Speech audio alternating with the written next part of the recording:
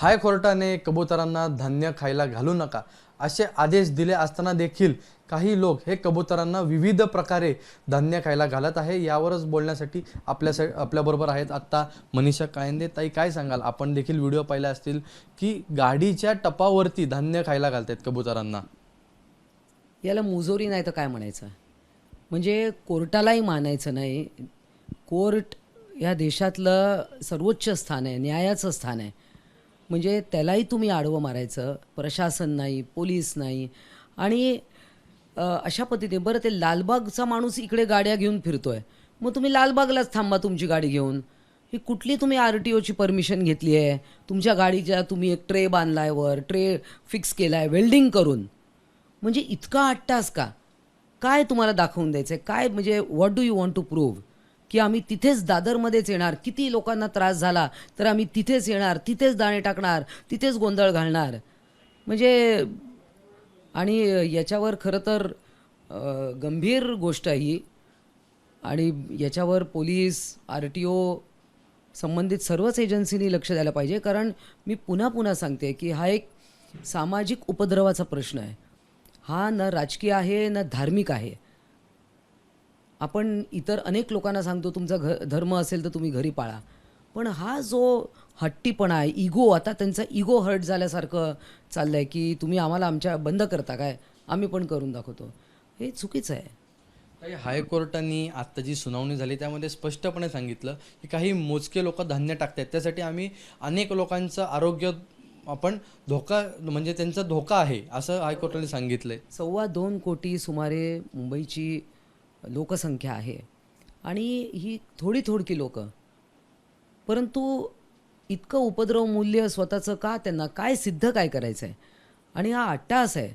त्यांच्या समाजातल्या नेत्यांनी पुढे येऊन सतसत वेगबुद्धी वापरून आणि धर्माचं योग्य पालन, पशुपक्ष्यांवरचं जे काय तुमचं प्रेम आहे, मग असं असेल तर मग तुम्ही भटक्या कुत्र्यांना तरी तुम्ही का अडवता? की मग त्यांना रस्त्यावर खायला टाकलं तर तुम्ही का आरडाओरडा करता? तुम्हाला ते येता जाता चावतात म्हणून। त्यामुळे ही जी काय भूतदया आहे किंवा हे जे काय प्रेम आहे ते सर्व प्राण्यांवर इक्वली दाखवा। मग जो मच्छर तुम्हाला चावतो तो त्याचं रक्त, कारण त्याचं खाद्य हे रक्त आहे तुमचं, मग त्यालाही अडवू नका। त्यामुळे हे सगळं प्रकार जो आहे तो भयंकर आहे आणि त्यांच्यातल्याच नेत्यांनी येऊन पुढे हे सगळं सावरायला पाहिजे। ताई, समाज माध्यमांवरती काही व्हिडिओ हे व्हायरल होत आहेत, त्यामध्ये असं सरळपणे दिसते की कबूतरखान्याच्या जवळ जैन मंदिर आहे, तिकडे जाळ्या लावल्या आहेत, तर ह्यातून काय अर्थ घ्यायचा नेमका? नाही बघा, त्यांना जेव्हा हा प्रश्न विचारला तेव्हा ते काय सांगतात की पंख्यामध्ये कबूतर अटकू नये आणि मरू नयेत म्हणून आम्ही जाळ्या लावल्या। मग मी असं म्हणेन, युक्तिवादच करायचा झाला तर पंखे बंद करा। मग म्हणजे तुमच्या आवारात, तुमच्या घरात कबूतर नको, दुसऱ्याच्या घरावर किंवा दुसऱ्याच्या डोक्यावर शिटले तरी चालतील, दुसऱ्याचे कपडे खराब झाले तरी चालतील, दुसऱ्याचं स्वास्थ्य खराब झाले तरी चालेल। आज अख्ख्या मुंबईमध्ये पिजन नेट्स लावायची का गरज पडली आहे? 150 पटांनी हे कबूतर वाढले आहेत। म्हणजे एखादी प्रजाती, जाती जेव्हा इतकी त्याचा उपद्रव मूल्य होईपर्यंत वाढते आहे, याच्यावर काहीतरी अंकुश आणला पाहिजे। आणि हे गांभीर्यानं मी माननीय मुख्यमंत्र्यांना देखील परत हात जोडून विनंती करते की हे सगळं थांबवण्यात त्यांनी पुढाकार घेतला पाहिजे। ताई, दुसरी अशी गोष्ट समोर येते की काही महिलांकडे चाकू होते, त्यांनी कापलं, म्हणजे हे कुठेतरी प्री प्लॅन्ड होतं का? निश्चितच प्री प्लॅन्ड असणार, कारण चाकू घेऊन महिला आल्या, त्यांना बोलवलं गेलं, त्यांना मेसेजेस गेले, त्यांना त्या ठिकाणी बोलवलं कोर्टाचा निर्णय झाल्यानंतर, आणि ते सगळे आले आणि ते व्हिडिओज क्लिअरली दिसत आहे की ते चाकू वाटत होते ताडपत्री फाडायला आणि दोऱ्या फाडायला। म्हणजे इतका अतिरेक का? इतका अट्टास कशासाठी? माझं म्हणणं अगदी क्लिअर आहे, तुम्हाला कबुतरांवर प्रेम आहे, तुमची भूतदया आहे, तुम्ही घरी एखादा पिंजरा ठेवा आणि त्याच्यात 2-4 कबूतर ठेवा। तुम्ही इतर कुत्र्या मांजऱ्यावाल्या लोकांना सांगता ना तसं तुम्ही करायला, मग तुम्ही पण तेच फॉलो करा। तुम्हाला कबूतरखाना म्हणजे पब्लिक प्लेसमध्ये जा न्यूसन्स का करायचा आहे? Y on the footpath? Y on traffic island?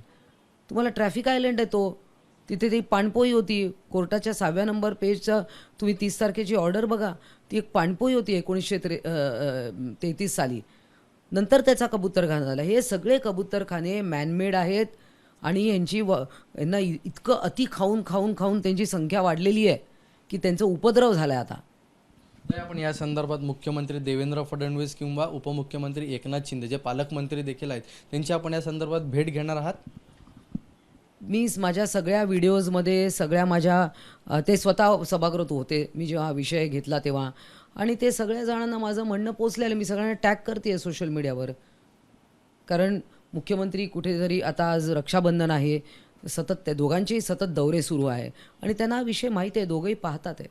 ताई, आपला या सर्व विषयावरती अभ्यास आहे, आपण यामध्येच पदवी देखील घेतली आहे. हा विषय आरोग्यासाठी धोकादायक आहे, पण काहींचा अट्टास आपल्याला यामागे का पाहायला मिळतोय? काही याच्यामागची कारणं आपल्यासमोर आहेत?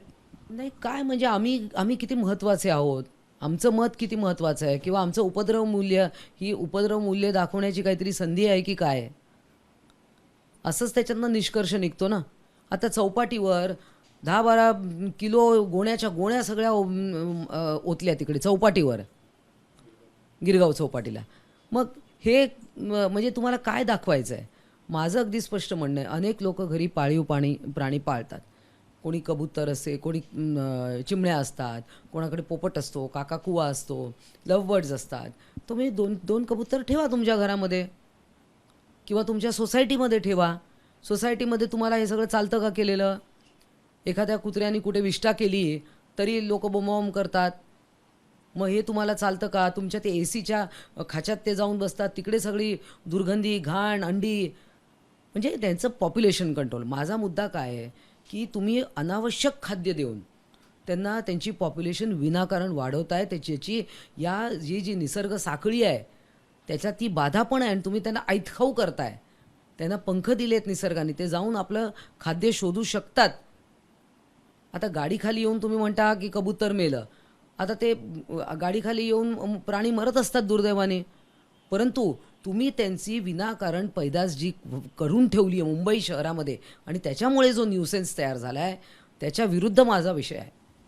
यावरती आपल्याबरोबर शिवसेनेच्या नेत्या आणि विधान परिषदेचे आमदार मनीषा कायंदे यांनी स्पष्टपणे सांगितलं आहे की कुठेतरी यामुळे नागरिकांना त्रास होतोय आणि कुठेतरी कोर्टाने जो निर्णय दिलाय त्याचं हे सर्व लोक अवमान करत आहेत. कॅमेरामन कृष्णा खापरेसह ईशान देशमुख, एबीपी माझा, मुंबई. एबीपी माझा, उघडा डोळे बघा नीट.